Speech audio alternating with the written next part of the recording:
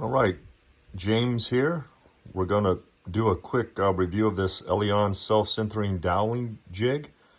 If you're looking for a jig to accommodate various size dowels, you're going to want to give this one a good look. I'm working on a shelf project where I have to take two pieces of board and get the length that I need. And so I'm using 1/2-inch dowels. What's neat about this jig is it is pretty solid and it is really square. I've already done one set of these shelves and matched up really well. Again, you have your measurements there, and you do have in the kit, they do provide the dowels with the grooves. Now, a quick note, if this dowel is not big enough for your project like it wasn't for mine, I did grab these other dowels also off of Amazon and made my cut. And as you can see, as I twisted in there, they fit great. The thing about that, though, is you cannot use much wood glue at all because there is no place for the wood glue to go. So you'll run out of space real quick, especially if you did your measurements and your dowels are pretty exact when it comes to the depth of the hole that was drilled. But again, if you have your dowels with the grooves, the wood glue has some place to go. Just keep that in mind. The other thing I want to mention is, when it comes to, I've got a 15-inch board here.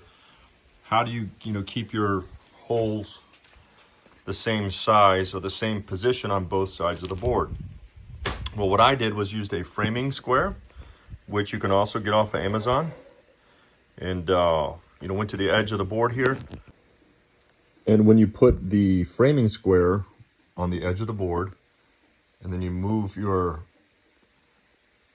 doweling jig to the edge of your framing square, then you know that this position was in the same position of your other board, especially if you're dealing with boards that are the same width. The other thing that's neat about this jig is, again, you can, you have about, let's see here, about 3 or 3.5 inches or so between, the hole positions. Again, I'm using the 1/2 inch, depending upon which one you use, that kind of, changes. But then to get the other position on the jig relative to the board, I would go from this side. And then I would line up the jig right there against the corner of that framing square. And then I know that that hole is in the same position as it is on the other board. So again, if you're dealing with square boards and the same width across, you can use these framing squares. Now, of course, if you need a little bit longer hole size, threw it on that framing square, grabbing the other one, you can grab these bigger framing squares, which they also sell on Amazon, and do something similar when it comes to positioning. So again, if you're in the market, give this thing a good look, and I'll show you what the finished product looks like when I get done drilling the holes on this board. All right, guys, so I have both sides of the boards dowel holes drilled out. Something that I like to do, especially if you have longer dowels. And again, I'm not using wood glue on these because, number one, there are no grooves, and then number two, I've got the shelves, invisible shelf support brackets. They're going to go up underneath this. So I'm putting these in the middle just to prevent these shelves from moving from each other or even sagging, once everything's installed. And I'll show you because I have I've already done this with another set. So as you saw me with this longer dowel, I went ahead and, moved it over into both holes on both sides. So now when I go to compress them, keeps the boards straight. Now I'm going to do that right now, and we'll show you what we look like when we're done.